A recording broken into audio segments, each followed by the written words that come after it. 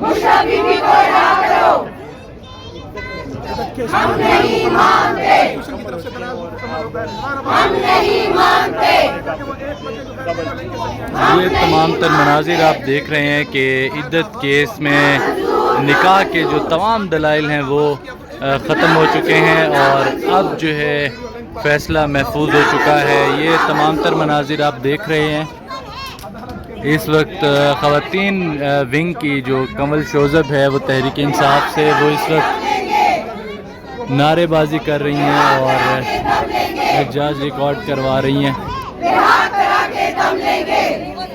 چوروں کا دشمن غریبوں کا یار قیدی نمبر 804. چوروں کا دشمن غریبوں کا یار قیدی نمبر 804. چوروں کا دشمن غریبوں کا یار قیدی نمبر 804. نہ وہ باغی نہ غدار قیدی نمبر 804. نہ وہ بھاگا نہ بیمار قیدی نمبر 804. نہ وہ باغی نہ غدار قیدی نمبر 804. نہ وہ بھاگا نہ غدار قیدی نمبر 804.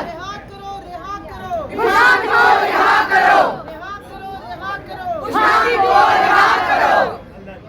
عمران تیری جان نثار بے شمار بے شمار. عمران تیری جان نثار بے شمار بے شمار. عمران تیری جان نثار بے شمار بے شمار. آزادی آزادی. زندہ باد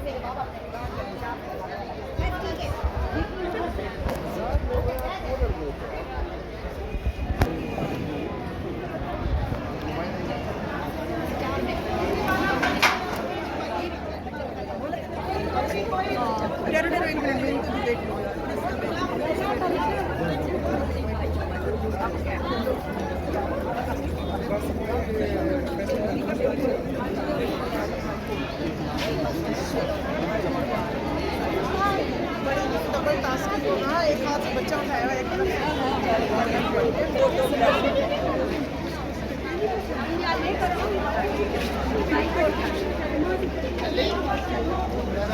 کیا فیصلہ ہوا عمران خان کا؟ ابھی نہیں ہوا.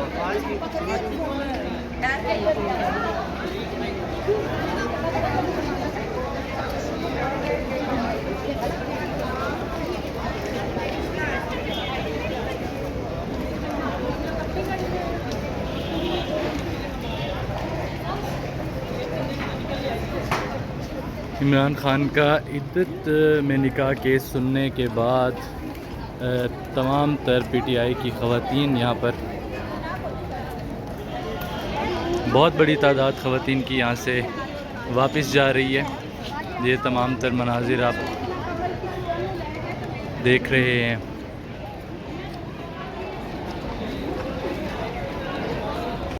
تو اس کے لیے فیملی کورٹ کیا یہ فیملی کورٹ میں سزا دی.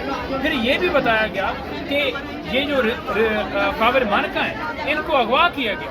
اغوا کرنے کے بعد ان کی اس طرح کا آ کر اسٹیٹمنٹ دینا اور اس سے پہلے کسی اور سے کمپلینٹ فائل کرنا اور پھر اس کیس کے اندر بھی وہی گواہ ہونا چودھری وغیرہ تو یہ ساری چیزیں جوڑ رہی تھی کہ یہ کیس کس طرح سے پڑا.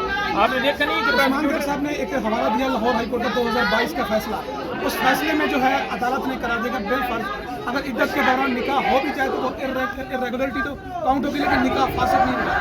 دیکھیں عدت کے حوالے سے آپ نے دیکھا ہوگا کہ رات کو بھی 3 معتبر حضرات نے سٹیٹمنٹ دی. اس سٹیٹمنٹ کے اندر کیا انہوں نے کہا؟ انہوں نے کہا کہ جب عورت یعنی کہ بیگم کہہ دیتی ہے, بیوی کہہ دیتی ہے کہ اس کی عدت جو ہے وہ پوری ہوئی ہے تو اس کا بیان معتبر سمجھا جائے گا, اس کے بعد بات ہی ختم ہو جائے گی. Thank you.